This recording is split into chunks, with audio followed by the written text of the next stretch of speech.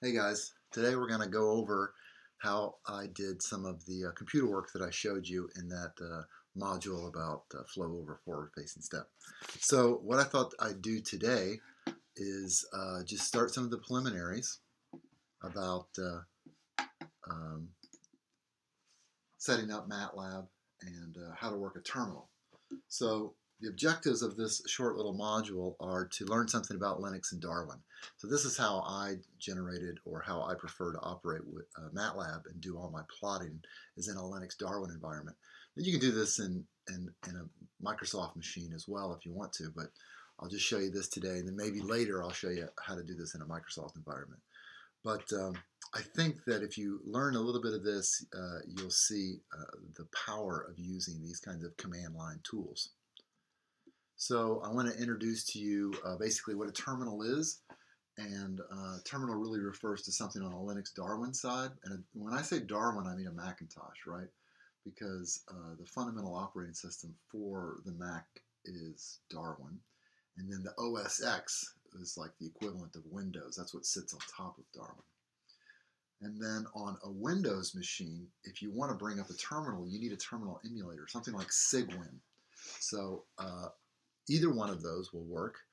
And so then from there, I'm going to show you just the basics of what a Linux environment looks like, and I'm going to demonstrate an editor, and we'll compare it to what we see in a Finder window. And then finally, I'll show you a quick install for Octave. Now, Octave is the Matlab equivalent. Octave is an open source code.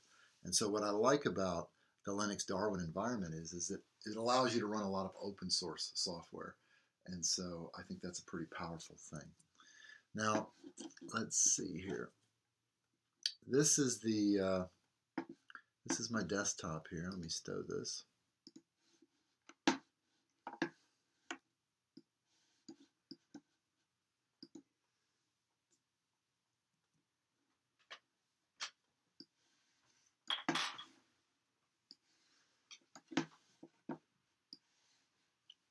And let me show you how I bring up. So this is a regular Finder. This is, if I click on Applications, this is your applications within Mac. So this is a Mac window here.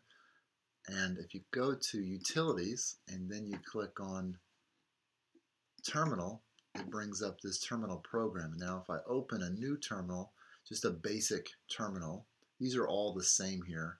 It's just how they look, how they've been formatted. This is a terminal right here. Now within terminal, there's some commands I'd like to show you.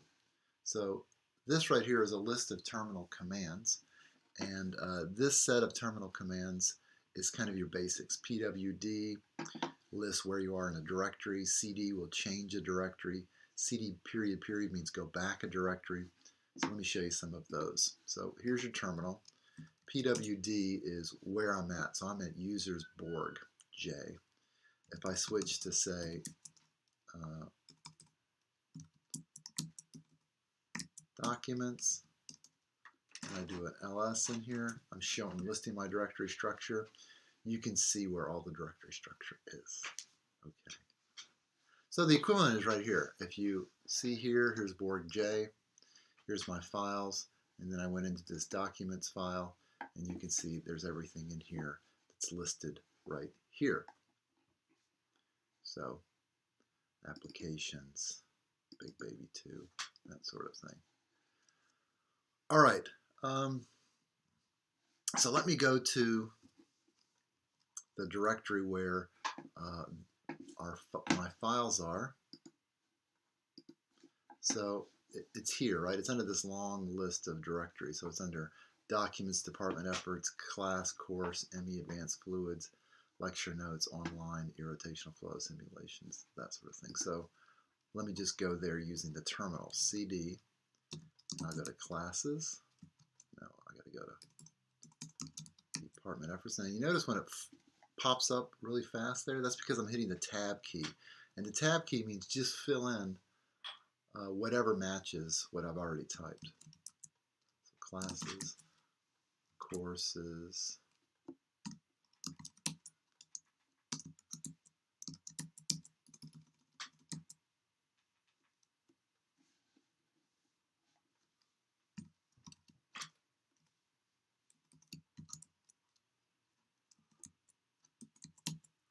hit double tab, it shows me everything that could match, right? So it says 6310. If I type 63 tab, it fills in the rest. That's pretty helpful, right? Lecture notes. Oh, man, I can't type. Online course. Irrotational flow. Simulation flow. Octave. Well, let me go back one. Now I do an ls and see this is where I'm at. If I do an ls minus la, it kind of shows me more. This just shows me the files, but an ls minus la, these extra flags minus la, what they do is they list the long listing, so it shows who owns the file and how big these files are in bytes and when the date they were generated are and their file names. So if I do ls minus lah, the h means human, it lists this in terms of like bytes and kilobytes and so forth. So that's a little more convenient than this.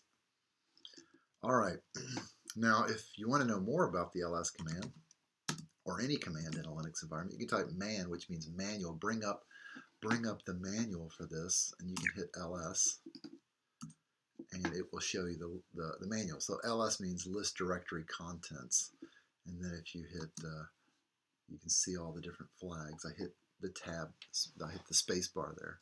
You can see the different flags for, so here's like, if I want to go back, I hit U for up. Here's little l, big L, there's little l. Lowercase l, list long format. So that's why I'm putting that on there. Now I hit Q to get out of that. So what are the commands? I showed you the cd, and cd period period, that means go back, right? So cd period period would mean go back a directory, and then cd means go forward a directory. And then pwd lists at where I'm at in the directory tree. I can copy a file, so if I go here, let's see, let me go into Octave. These are my files. Let me go into domain. This is the small domain. So I have these files here, right? So I could copy psi and make, like version 2 or something. So now you can see I have a version 2 here. If I wanted to get rid of it, I could just type psi psi underscore like that, and it gets rid of it. So that's the remove command. Now be careful with that remove command, because that's a pretty powerful command. And then I can make a directory.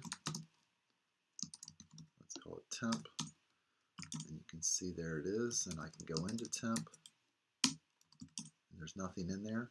This period and period period, those are operating system flags, and that tells the computer where it is and what the lower directory is.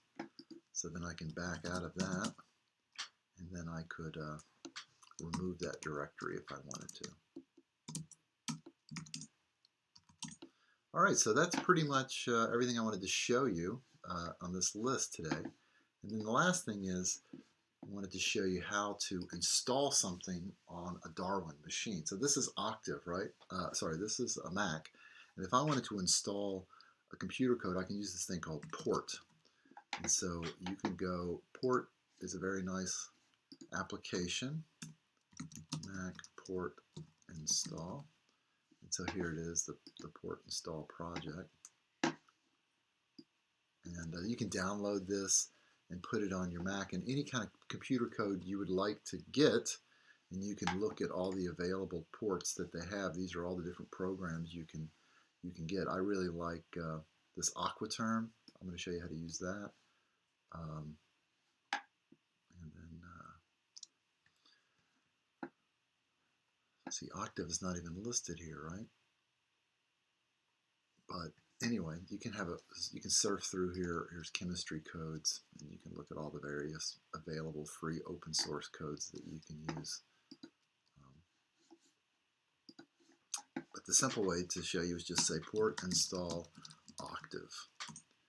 Now it says here I have insufficient privileges to write because I'm logged in as myself, but I do a sudo port install Octave, and then I have to put in my password again.